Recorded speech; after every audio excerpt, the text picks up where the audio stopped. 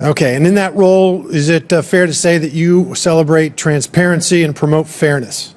I would certainly hope so, sir. All right, great. Congress has oversight over USA fencing.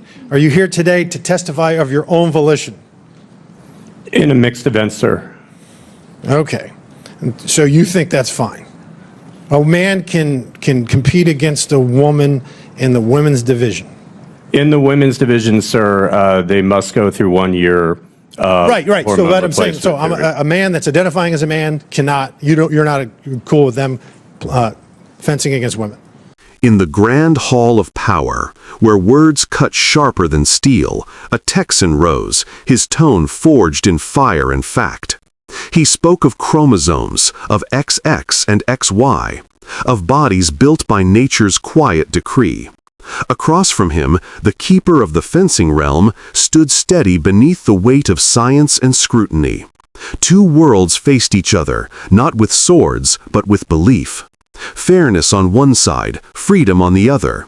He spoke of muscle and bone, of lungs that breathe longer, of men who once raced as men and now race as women.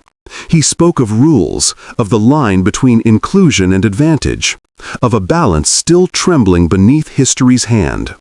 And as the clock struck the end of his time, he warned, half prophecy, half promise, that the battle over fairness and identity would not end here, but echo into November's reckoning.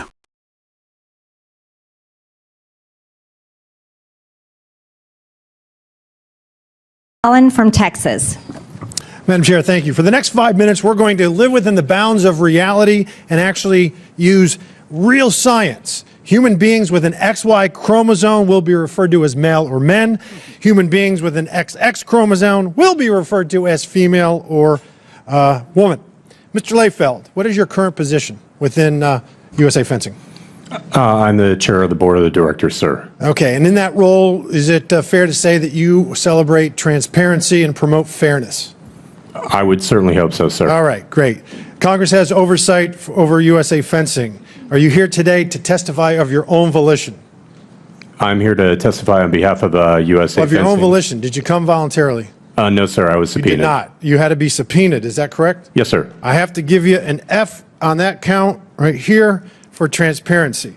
Let's go. Did you recently change your social media profile from public to private?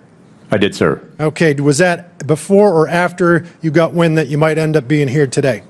That was around the time that I was receiving death threats and anti-Semitic messages. from a Also number of happened to people, be sir. right after you found out that you might be here, correct? I can't recall, sir, You're under specifically oath. when I went yes, private. Yes, that is April 14th, and you did it after. So I'm going to give you another F, 2 counts for transparency. Let's talk about fairness, because you said you wanted to be fair. There are 2 competitive classes in USA Fencing, yes? 2 divisions, men and women? That's correct, sir. Why is that? There's also a mixed event, I should add. Mixed event is a plurality of our events. But you have, but to be specific, because we have limited time, you have a male division and a female division. Is that correct? We also have a mixed Do division, you have sir. a male division and a female division? Yes?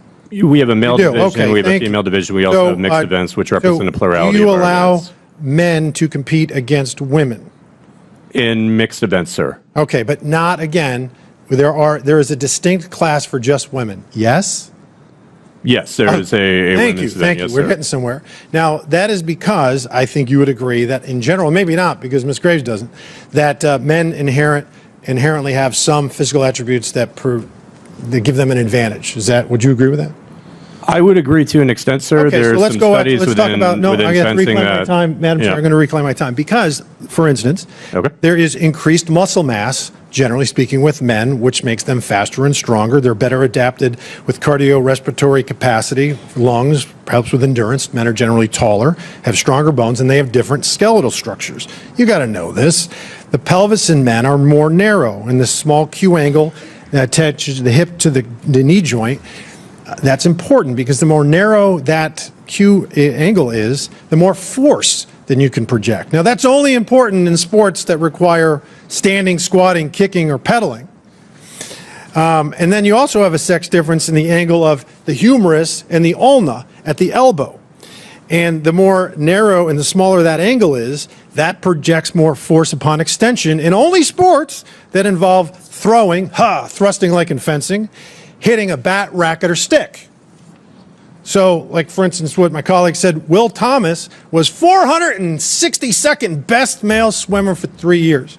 And then he was winning events when he competed with women. Female gold medalists in the 100, 400, and 800 would not even qualify to compete for the gold in the men's division. Marathon, the best marathon female would be 90th against the men. Best triathlete female would be 50th against men. And Major League Baseball has had exactly 0 women play on an opening day roster. NFL, NHL, NBA, again, 0.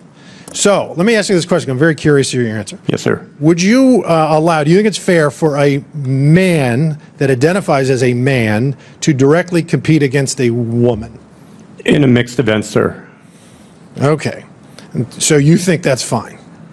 A man can compete against a woman in the women's division? In the women's division, sir, they must go through 1 year. Right. So hormone what I'm saying, so replacement a man that's identifying as a man cannot. You're not cool with them fencing against women. Men compete against women in mixed events all the time, sir. They're a plurality of our events. And who generally wins those? The recent data that we pulled showed that cisgender men prevailed in 64%. So cisgender men are men. Okay, let's just call it for what it is. Yeah, right. So the bottom line is this: even when you go through hormone treatments, you know this. It doesn't reduce your height. It doesn't shrink your bones. It doesn't decrease your lung capacity. It doesn't alter your skeletal structure. There's exactly 0 studies in the world that show that any amount of hormone therapy will ultimately result in parity between men and women. It doesn't exist. The IOC just did a study with 800 men, and even after a year, they retained 83% advantage. This is absolute lunacy. It's crazy, but you crazies, you keep being crazy, and we'll see you in November of 26. I yield back. Thank you. Chair, I'd like to ask for unanimous consent.